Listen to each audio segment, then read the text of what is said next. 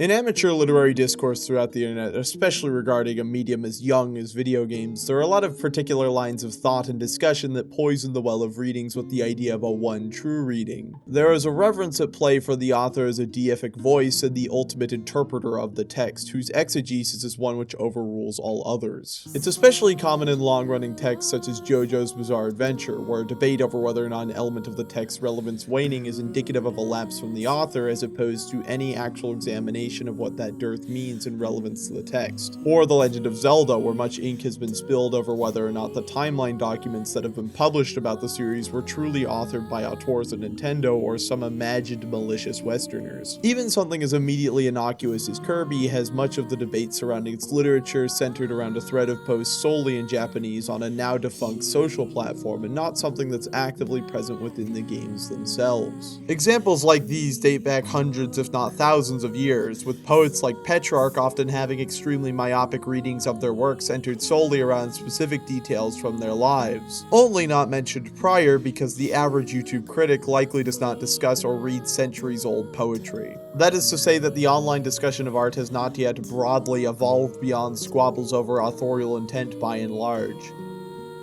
Not yet broached the idea that a work only truly becomes itself once it reaches this proverbial event horizon and escapes the author and their intentions, for all texts are living entities. The 2012 RPG Maker horror game Eve, which focuses on exploring a surreal childhood fantasia of an exhibition surrounding a late fictional artist named Weiss Goethe, attacks this auteurist and psychoanalytical perspective directly, rejecting the notion that the auteur is the determiner of the work by having very few details about the artist in question surface throughout the text as his work is the true fixation of it, Goethe himself having an aversion to leaving self-portraits and therefore allowing his work to breathe without him, and the character of Mary being a representation of Goethe's art given living form beyond his reach. Throughout the strange and abstract spaces of Eve, the player comes across a verisimilitude of art pieces from Goethe that portray a smorgasbord of emotions and mediums through which they convey their ideas. From sculptures of various refracting prisms that evoke the form of a tree in their design, to paintings of pink bunnies against beautiful cascading hills. At no point, however, does Goethe himself actually appear, nor is he ever elaborated on.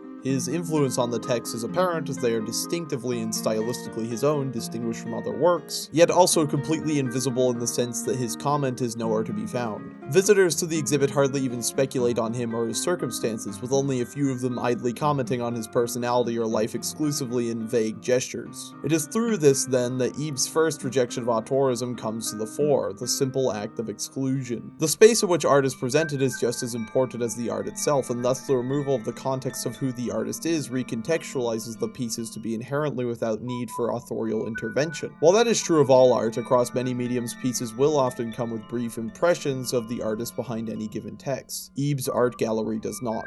Goethe is irrelevant to how he experiences art, a man not even given a face. There is only one brief visual glimpse that the player gets of Goethe, and is one that both renders him without a head while simultaneously being an interpretation of himself. Gary, another visitor to the museum who is companion to the protagonist throughout the work, has an interesting remark on this, asserting that Goethe was known for not doing any self-portraits. It is then that another layer of the game's commentary on psychoanalytic fetishization of the auteur comes to the fore. Goethe not only is out of focus from the game, rendered unimportant by the ways in which it frames his art, but that is also by his own design, having desired to let his art speak for itself, defined away from his own control. Hence, he only did one self-portrait that became one of his more obscure works, even going so far as to withhold the single most identifying feature about any singular human being, their face. This displays how the psychoanalysis and idolization of the authorial figure is more a malediction than it is a deferential invocation, even if it seems a foregone and evident conclusion. Goethe had no interest in his art being contorted by his vision for it, so is it truly respectful to uphold it? How many artists feel this way? Through this extremely simple choice, Ebe demonstrates that the psychoanalysis of authors is not only anti-literary but invasive. Some artists wish for privacy of character and for their work to take on a life of its own. Who are the critics to deign otherwise and pointlessly deny them that? The ultimate evidence of life outside the artist is something portrayed all throughout Ebe, with women in paintings almost escaping their frames to grab the protagonist, or various adorably grotesque dolls that haunt the party and the spaces. Works literally taking on meaning and agencies of their own outside of what Goethe ever could have intended for them. However, the most pertinent example is the character of Mary, who joins the party toward the end of the game, acting as a foil to the protagonist's her own age.